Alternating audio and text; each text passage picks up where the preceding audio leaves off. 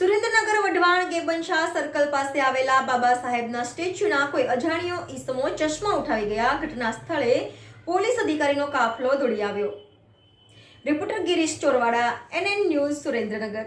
દર્શક મિત્રો, તમારી આસપાસ બની રહેલી અવનવી ઘટનાઓ વિશે જાણવા માટે NN ન્યૂઝને લાઇક કરો, શેર કરો, સબસ્ક્રાઇબ કરો અને બેલ આઇકન પ્રેસ કરો, જેથી આપને નોટિફિકેશન્સ મળતી રહે.